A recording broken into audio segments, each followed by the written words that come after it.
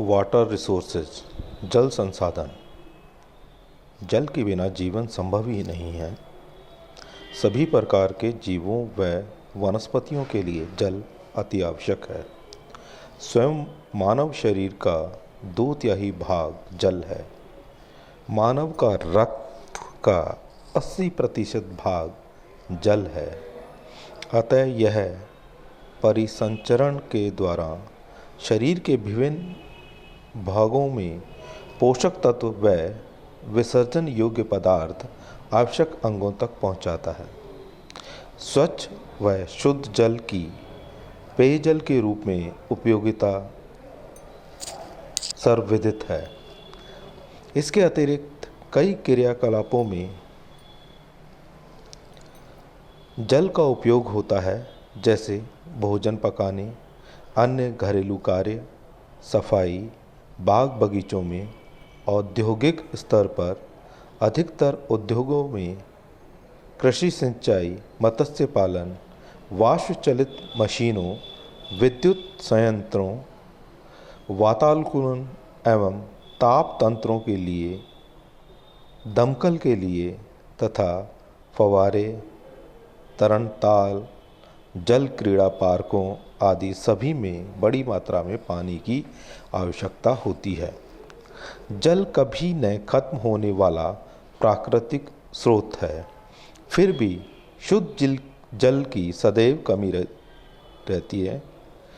पृथ्वी पर उपस्थित जल का 97% भाग समुद्रों के रूप में, 2% भाग ध्रुवों पर जमी हुई हिम के रूप में, 1% जल नदियों, झीलों, धाराओं व भूगर्भीय जल के रूप में हमारे उपयोग के लिए प्राप्त रहता है।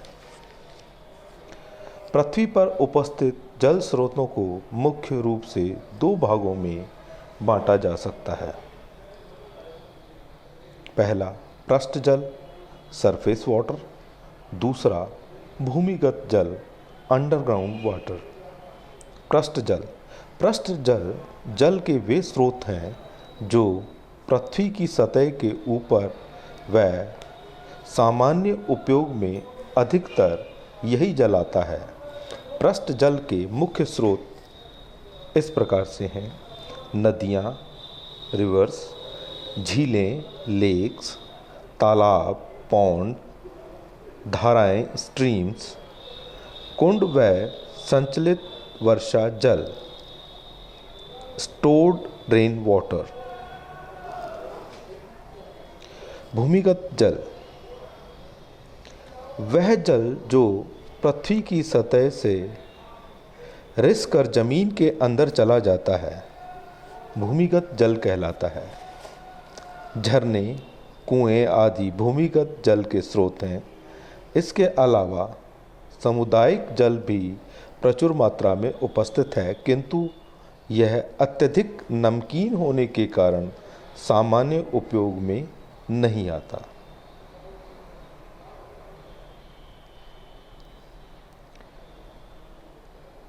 अतिरिक्त उपयोग, ओवर यूटिलाइजेशन। जल का उपयोग तो आवश्यक है, किंतु उसके अपव्यय व अतिरेकपूर्ण उपयोग से जल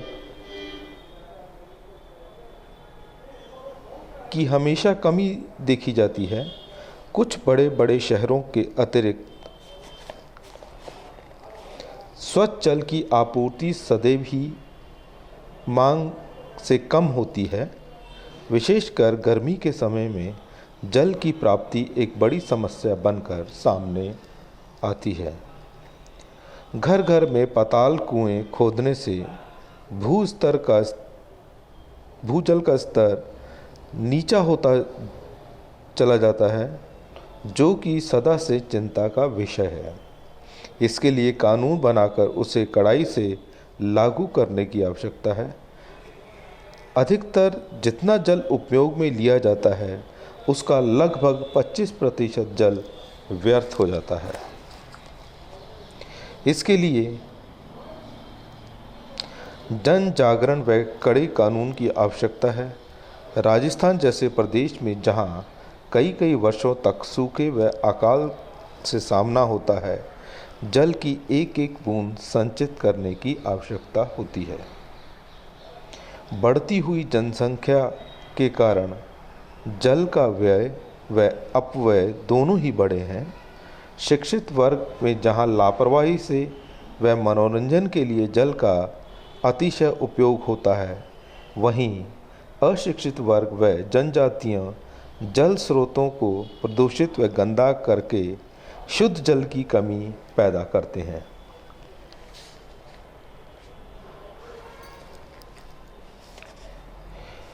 भूजल संरक्षण व पृष्ठ जल की शुद्धता के लिए सरकारी व गैर सरकारी स्तर पर प्रयास शुरू हो चुके हैं।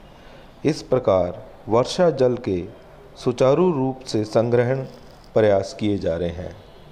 जल संग्रहण वाटर हार्वेस्टिंग के क्षेत्र में अनुकरणीय कार्य के लिए राजस्थान के श्री राजेंद्र सिंह को सन 2001 में मैग्सेसे पुरस्कार से सम्मानित किया जा चुका है। इस प्रकार जल का अतिरेक उपयोग न होकर एक एक बूंद संरक्षित करके शुद्ध जल की उपलब्धता को बढ़ाया जा सकता है।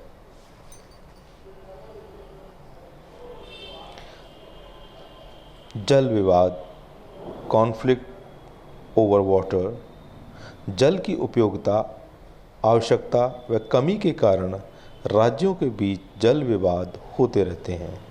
सिंचाई व बिजली, कृषि व उद्योगों का आधारभूत ढांचा इन दोनों राज्यों की अर्थव्यवस्था पर भी निर्भर करता है। हाल ही के वर्षों में रावी व्यास नदी जल विवाद, कावेरी नदी जल विवाद काफ़ी चर्चित रहे हैं।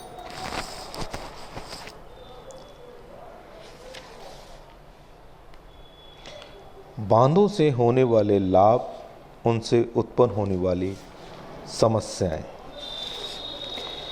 बड़ी सिंचाई परियोजनाओं के लिए बड़ी बड़ी परियोजनाओं का सूत्रपात 1949 से पंडित जवाहरलाल नेहरू ने भारतीय नदी घाटी परियोजना से कर दिया, जिसके अंतर्गत पूरे देश में बड़ी बड़ी नदियों पर बांध बन गए। इन बांधों से वर्षा व नदियों का व्यर्थ बह जाने वाला जल बड़ी बड़ी सिंचाई परियोजनाओं को मूर्त रूप देने में काम आया।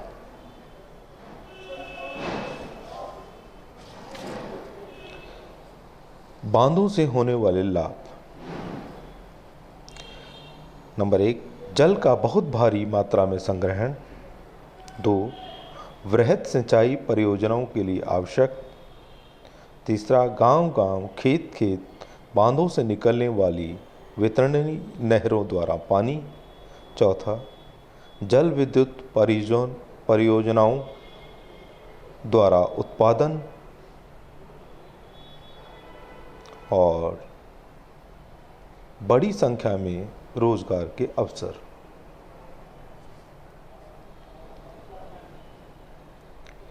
बड़े बांधों से होने वाले नुकसान।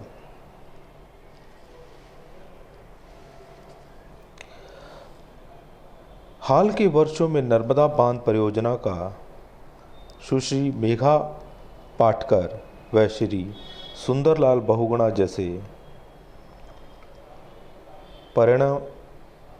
परिणविदों व सामाजिक कार्यकर्ताओं ने आंदोलनकारी विरोध किया है। वह बांध बनने में होने वाली पर्यावरण की, जन एवं वन की हानि की तरफ ध्यान दिलाया, जो इस प्रकार से होती है। बांध में आने वाली भूमि पर आवास करने वाले लोगों का बड़ी संख्या में विस्थापन,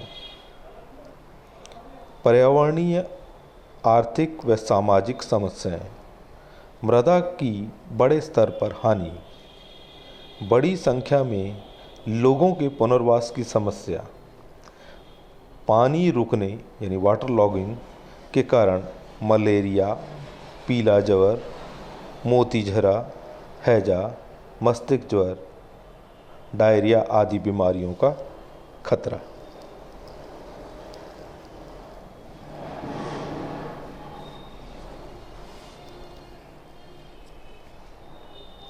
बाढ़ एवं सूखा। बाढ़ व सूखा दोनों प्राकृतिक आपदाएं हैं। एक अतिवृष्टि से तो दूसरी अनावृष्टि से पैदा होती है। किसी एक ही भाग में कम समय में अत्यधिक वर्षा होने से बाढ़ आती है। इसमें जल का बहाव अनियंत्रित हो जाता है। जल को ठंडी आग भी कहा जाता है, क्योंकि जहां आग अपने बीच में आने वाली हर वस्तु को लील जाती है, उसी प्रकार जल अपने तीव्र बहाव से सब कुछ बहा ले जाता है। जहां सामान्य रूप से होने वाली वर्षा भूमि, जीव, वनस्पतियों के लिए वरदान है, वहीं अतिवृष्टि इन सभी का विनाश करती है।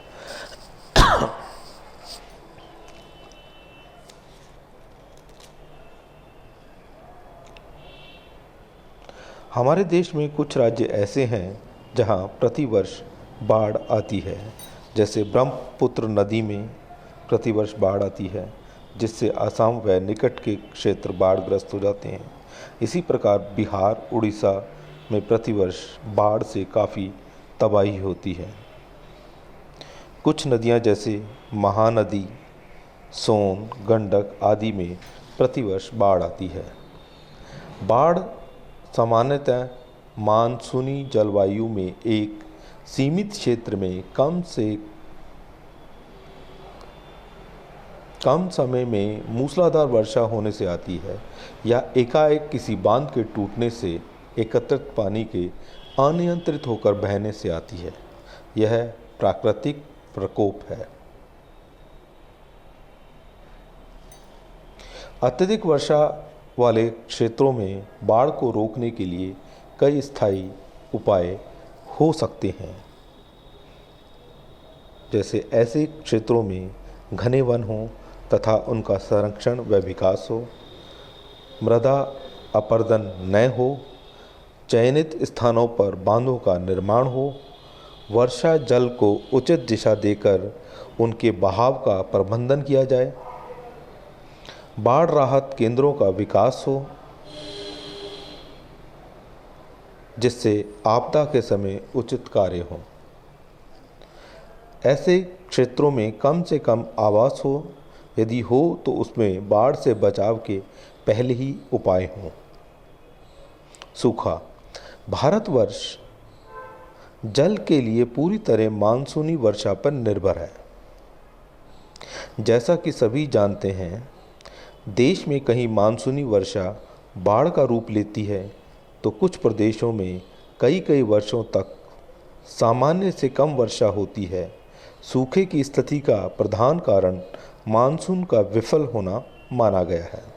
अतः आवश्यकता अनुसार वर्षा का न होना, कभी देर से होना, ये बस सूखे की स्थिति पैदा करते हैं। सूखे की स्थिति लगातार कई वर्षों तक चलने से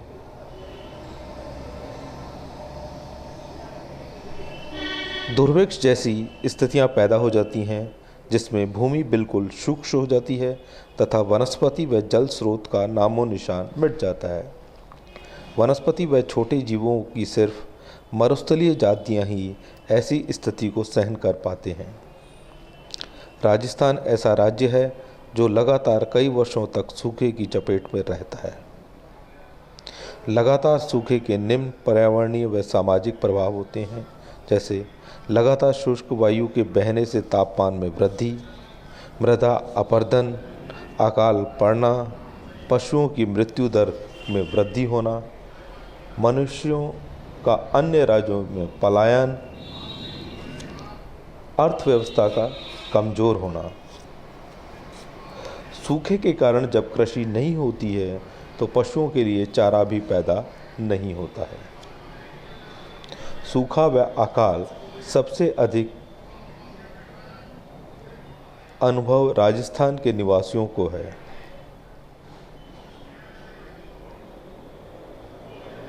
सूखा प्रबंधन, ड्राउट मैनेजमेंट। जिन राज्यों में अक्सर सूखे का सामना करना पड़ता है वहाँ सूखा प्रबंधन निम्न प्रकार से किया जाता है। दीर्घकालीन नीतियाँ बनाकर, वन विकास, वृक्षारोपण व विशेष ध्यान देकर, सही पर्यावरण नीतियाँ बनाकर, जल के प्रारंभिक स्रोतों को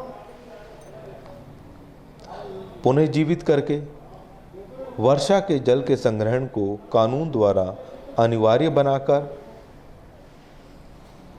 जल की एक एक बूंद को सहेजने के लिए कड़े कानून बनाकर, जल विकास प्रबंधन द्वारा